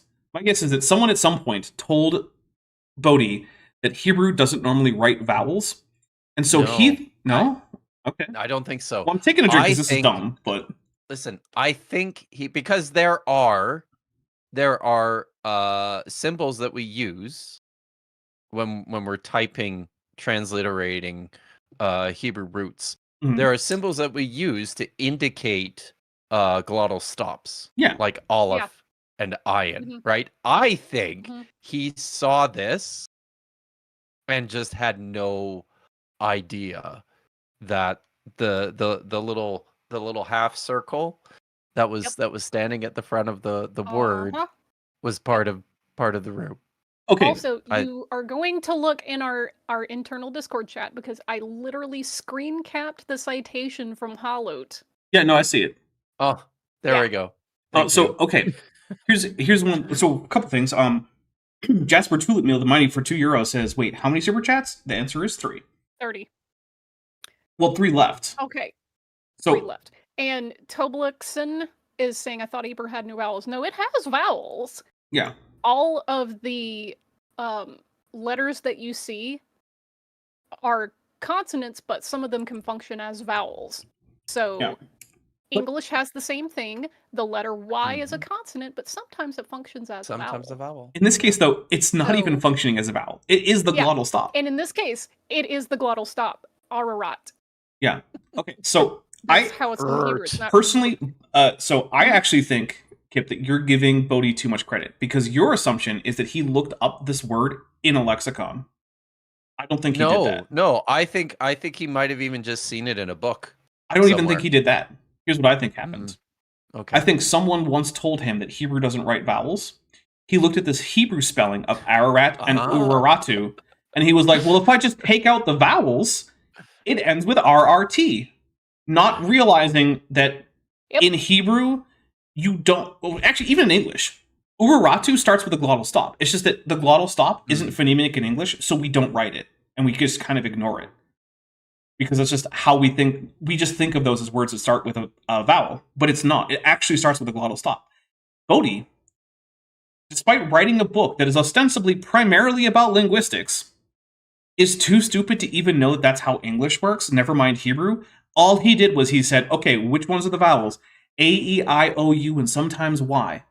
And if Hebrew doesn't have vowels written down, I guess I just delete them. RRT. Yeah, and let me just Here we address are. the chat. Ancient Hebrew did have vowels.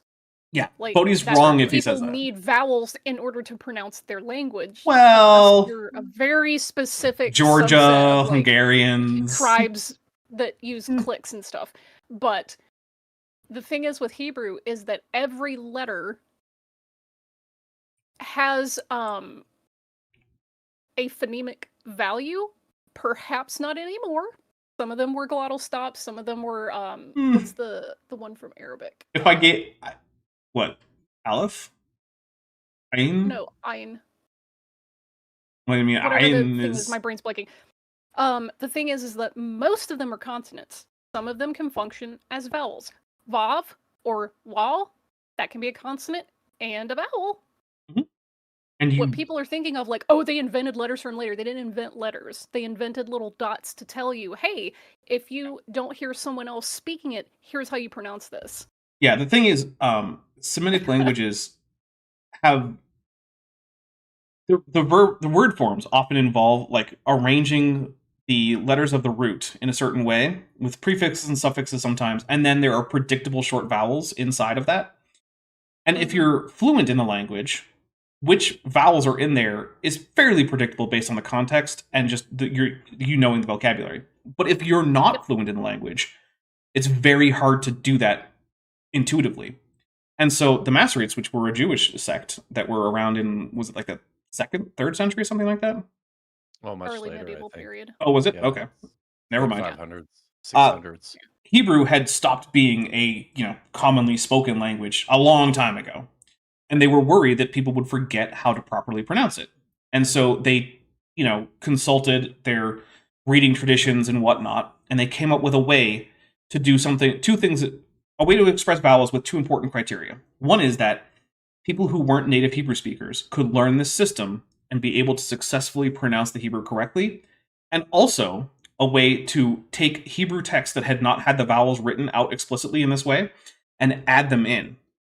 So there are two criteria: is one, a relatively unambiguous way to indicate vowel pronunciation, and two, a way that wouldn't require you to rewrite or move any of the actual consonantal script in an older text if you wanted to add these in, right? So like, let's say you had, probably not a Torah scroll, because those still don't have the vowel marks, but let's say maybe you had like a scroll that was being used for study of, say, the Tanakh, which maybe included the text of the Torah, but wasn't actually a Torah scroll for ritual purposes. You could go in and add those vowels to that old scroll, and therefore allow people to study it. If you walk into a synagogue and someone's chanting out of a Torah scroll, there is no vowel pointing indication on that scroll. It is literally just the letters. But if you go pick up, need them. Yeah. Once you've learned to become fluent enough in the language, like you can just chant it and trope it right off the scroll without any help. But on the other hand, if you go pick up like a bound Tanakh volume, it's probably going to have the vowel mark. Yeah, it's going to have them. Yeah. In fact, my Hebrew scriptures, which sometimes is right next to me, it's not right now. It has all the vowel points. Anyway, we got a couple things here, and we just did hit the goal achieved. So first, Roshan, a pre-Yiddish uranium decay killer for $4.99 says, Bodie looked this up on Wikipedia. I would hope Wikipedia would be better than this. I would think I would expect it to be. Roshan, maybe this might account. I'm with you on a lot of that. So he says, I need to get there. I can't read without the pointing. I need it less the more that I get like comfortable with the language, but I still need it. So I'm much better at reading Arabic than Hebrew, and I still only successfully guess vowels on Arabic like maybe a quarter of the time. It's easier if there's very recognizable prefixes or suffixes, but there often aren't. So, Roshan, a pre-Yiddish uranium decay killer with the super chat that got us to the goal, says Q-tips, nail clippers, shampoo, conditioner, Tide Pods, face wash, Vaseline. Thank you. I don't know what the connection is, but I appreciate it. Oh, I ran out of things to super chat, says Roshan, free Yiddish uranium decay killer. Okay, that's fair.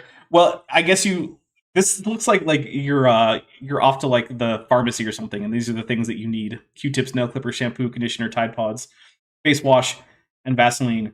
And actually, I picked up some face wash just recently. Well, actually, to be specific, I picked up some makeup remover because when I go on camera, sometimes my head is very, very shiny, and I add some foundation to tamp down on that. Because otherwise, instead of my human suit, what you will see is a big white glob glaring into the camera that's roughly the shape of a human head, which is not what I'm going for usually. So, yeah, when I'm on camera in my human suit, there's often a little bit of cut down on the shininess makeup going on there. Which, yeah. It's basically stage makeup. Let's see.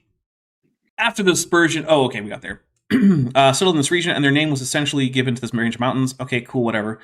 Moses, having been educated in Egypt, was aware of this group of people, and these mountains that were named for this group of people, which is nowhere indicated in the text. So when editing Genesis together, he used the name Ararat. Also, when would Moses have been doing this? Like, we have a pretty solid biography of, like, what Moses was doing in terms of the internal narrative of Exodus and whatnot. And, like, was he writing this all down during the 40-year wandering? I guess. Mm-hmm. I want to read this second footnote because I'm probably not going to get to read the main text today. Okay. So he's clarifying, or at least he thinks he's clarifying. Sometimes you may see words in proper Hebrew, nice, with or without vowel points. Either is fine to use. The vowel points are added around 700 to 1,000. That late? Is he right? Hebrew. I don't think he's that far off. I don't know if it's that late, but whatever, it's close enough. Yeah, it's pretty far off anyway. Biblical Hebrew was becoming a completely dead language, even among the Hebrew Masoretes who were copying it. That's not entirely accurate, but whatever.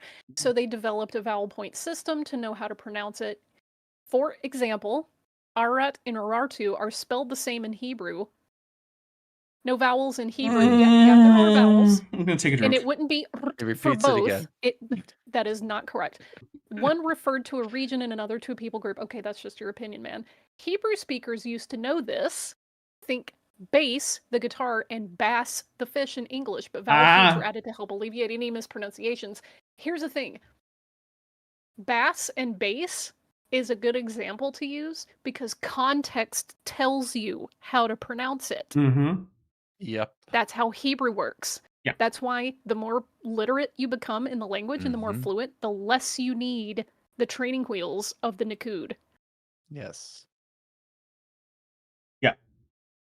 Oh, T. Lane says, I looked it up quickly. Ararat is likely derived from Urartu. Urartu is from Assyrian sources, and Armenia is a Persian exonym. Bodhi is wrong again. Well, I mean, no He shock wouldn't there. have to have looked that up if Dapper had put my hollow citation on the I screen. don't have a quick way to do that. That would require a lot of Okay. setup. Sorry. Sorry, I'm not the one using OBS that makes it all complicated. Yeah, that's true. You're not. So I put it in your Discord. Right. What are you using to read your halot, Vish? Adobe. Oh, okay. You're It's just a giving money PDF? to Adobe? Yeah, it's just a PDF. All right. No, Okay, good. kidding me? Think I am. No one should give money to Adobe if you don't have to. They're a terrible, terrible company.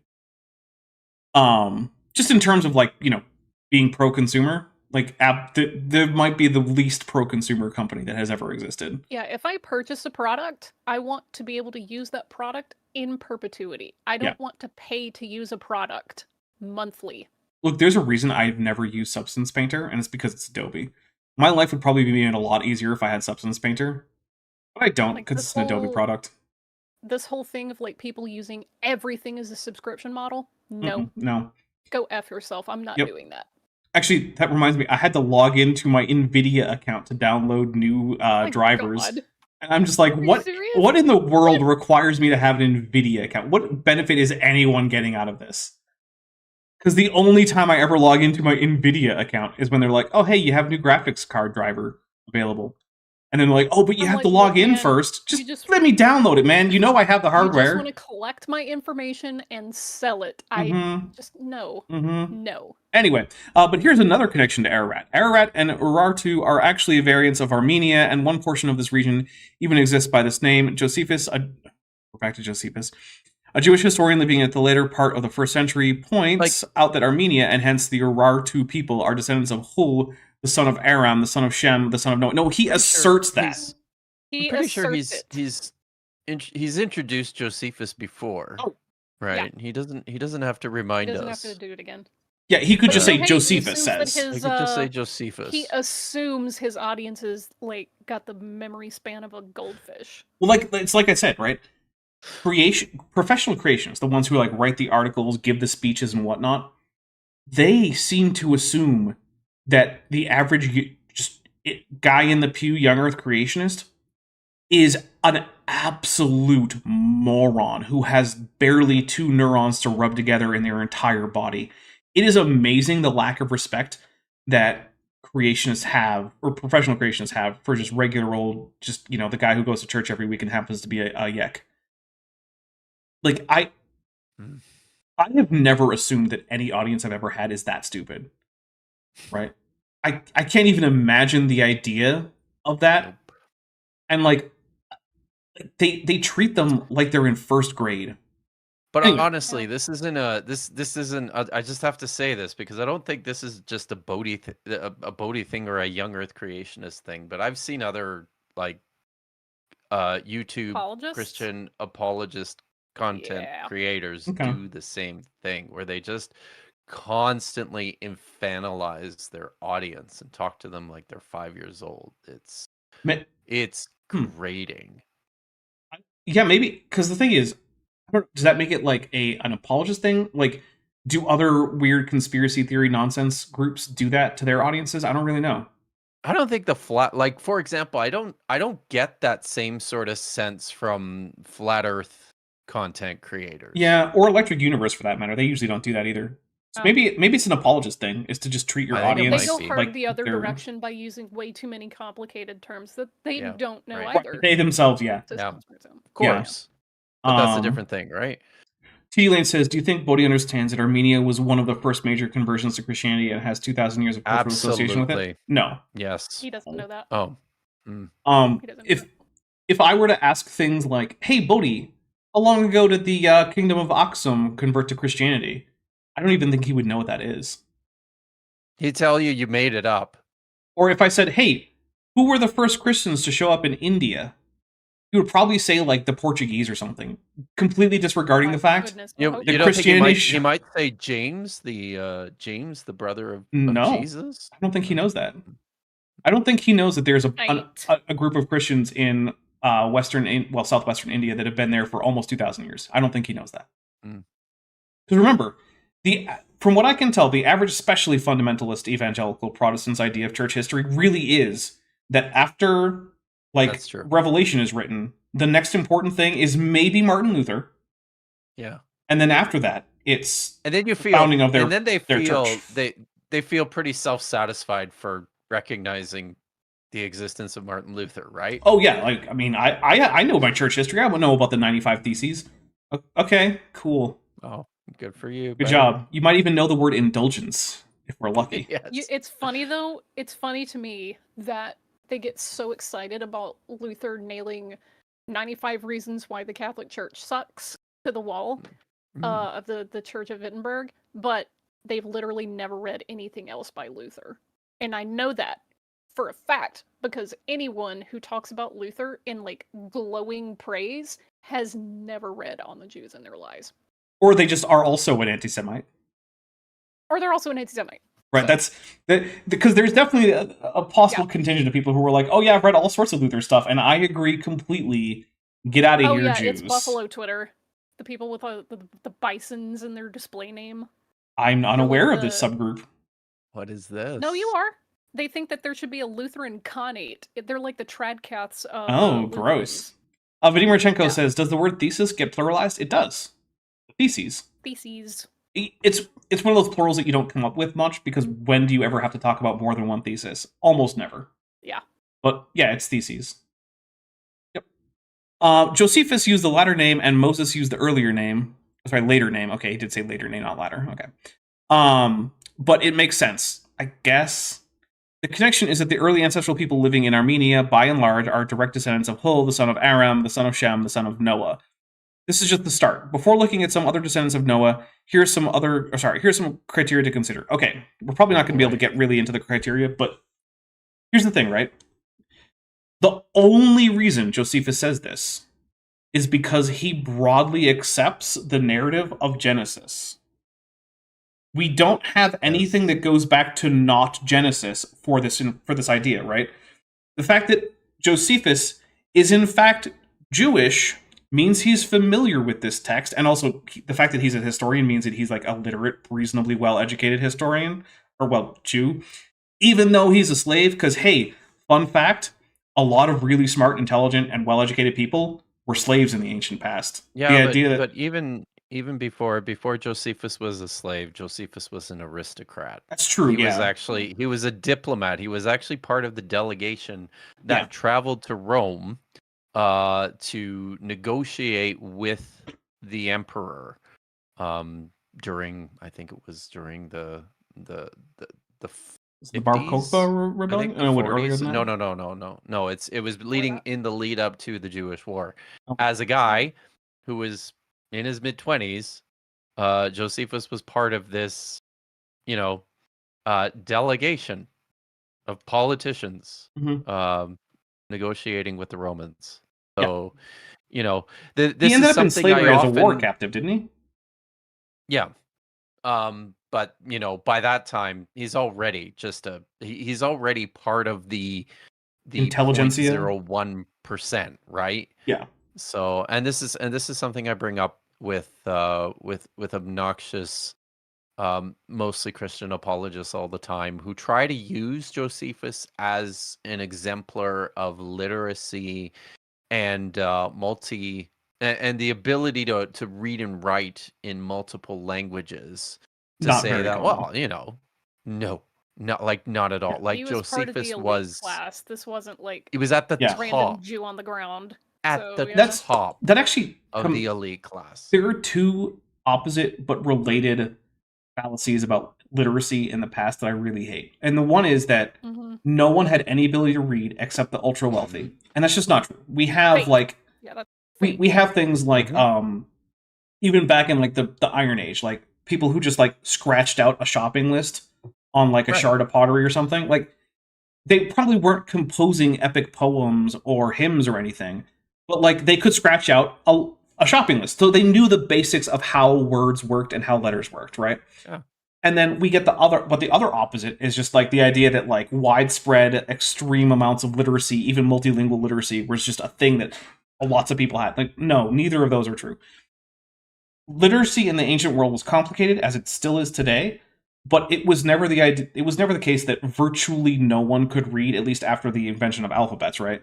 Because then you only need to remember 20 to 30 or so symbols for most alphabets. But it was also not generally the case that most people could read, like, fancy treatises in Latin and also in their native language, and also maybe in French or in, Hebrew and If you Greek didn't and have- Latin or something.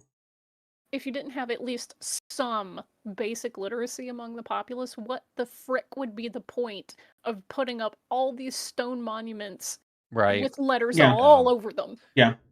Or even if, as we have recorded in the Gospels, like the labels on Jesus's cross. Now, here's the thing, right? We don't need to accept the historical accuracy of that point to know that it's evidence of reasonably widespread literacy, because here's the thing. Why would you include that detail in a book you're writing, even if you made it up, unless the people you're writing to realize that people reading a sign like that is just a normal thing that people would be able to do? So just the background assumption is that that's a thing that people in the area could do, is read at least one of these languages. And so, yeah, there's those two things both annoy me, is the either extreme no one could ever read except the ultra wealthy. No, that's not true. But on the other hand, it's also not true that your average Joe on the street was going to be reading through multilingual texts. Like, Yeah, my preference when discussing this is to, and I believe this is where the scholarship has been for a little while, is to not just talk about literate versus illiterate, there's but levels. to recognize these on a spectrum, right? Mhm. Like, if you can sign your name, you are literate. To a certain But degree. that's some, Well, you know, that that's happens. something that That happens even you today, know- right? Like, there are people who Sure. are literate in the sense that, like, they can sign their name, they can order from a menu, they can Yep. read a street sign, but then you ask them, Yeah. okay, read this novel and tell me what it's about, and they're Yeah, incapable they're of lost. doing that, right? And we then, can and then an even another level on top of that is, just because you can read a novel doesn't mean you can write one. right. And so we see that on this channel all the time with Kent Hovind, right? Who I often call illiterate, but he's not illiterate in the sense that he has no ability with the written word.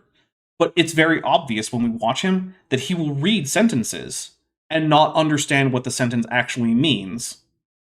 And that's why I say he's literate, because functionally, Yep. and Zerolon just said Dapper is describing Kent Hovind. Yeah, that's the thing, right?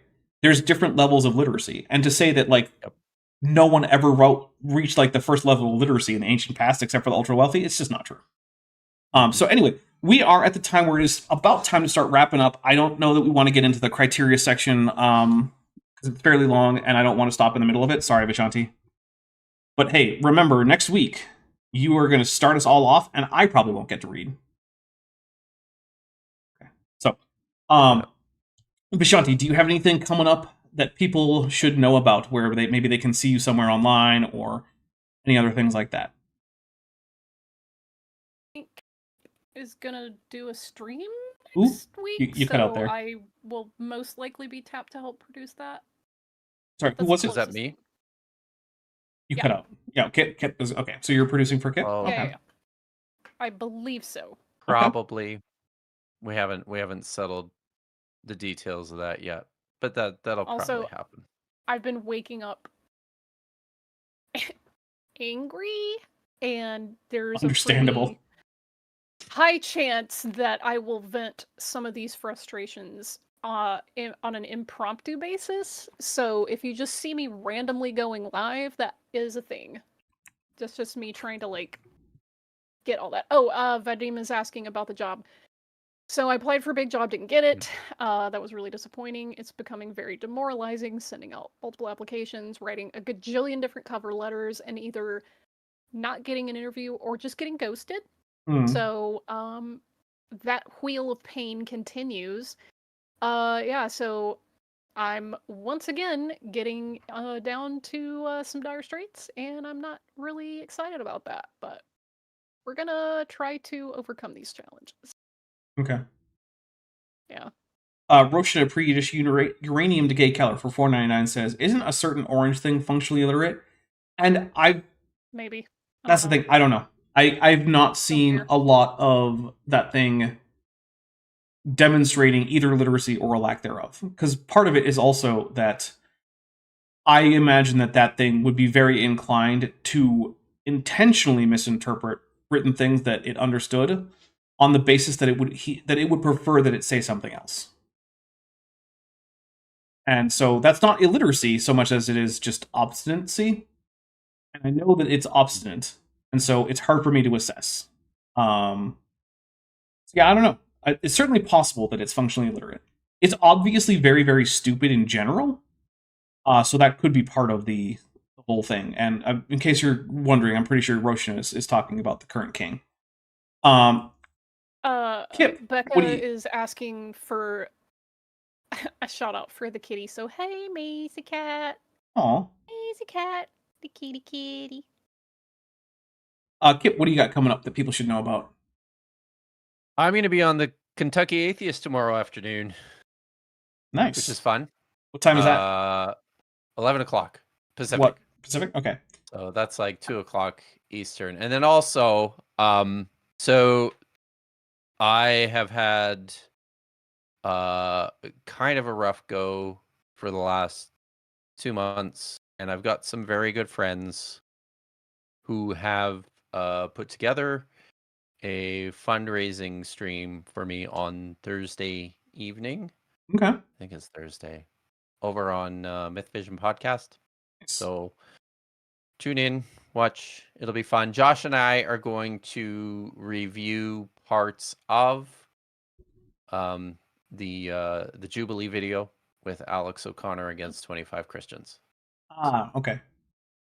All right, well, what's coming up here? So on Tuesday, we've got Kent with Bent, and I will, in fact, shove myself into a human suit and then shove that human suit into a Starfleet uniform, which should be arriving. Let's double check. Check out with the Amazon. It says that it is still expected today, but not out for delivery. So who knows? Let's see. So that is Tuesday then, and that'll be at 5 p.m. Pacific, 8 p.m. Eastern. Yeah. Okay. Then I will be on Thursday at 11 a.m. Pacific, 2 p.m. Eastern. I'll be premiering a chat I had with Fuzz Rana of Reasons to Believe. So Fuzz Rana is an old Earth creationist, and so we were talking about look, I'll just say this. Fuzz is a creationist, and he gave a definition for information that he stuck to. So want to see a creationist actually define and stick to a definition for information? Check that out. Let's see. Then on Friday, tune in over on Top Hats Off to Star Trek Lexington at 5 p.m. Pacific, 8 p.m. Eastern, for Simplicity, episode 16 out of 18 of Star Trek Lexington.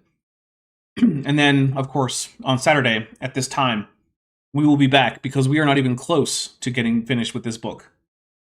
So, we'll see you next week. All right, everybody. This is like my regular gig now. Yeah, at least for a while. All right, so if you do have access to my Discord server, I will be heading over there to watch, I believe, the rest of Power Rangers Megaforce. And yeah, there you go. So head over there, and I hope to see all of you on Tuesday so that you can see me in a Starfleet uniform with really, really bad pips. But a pretty good badge, so, you know. All right, bye, everybody. Hey, before you leave, I just want to take a second to thank my patrons and channel members, especially those pledging $20 or above. Ben Tovand, Tapioca Weasel, Whispers, Elleron Teller, Ian Chen, Kelvin Brostick Van Manen, Landon Knoll, Mabdy Babdy, Sphincter of Doom, Wallace, Max Cherry, North Texas Fossils, John Ackerman, and Strawberry Vein.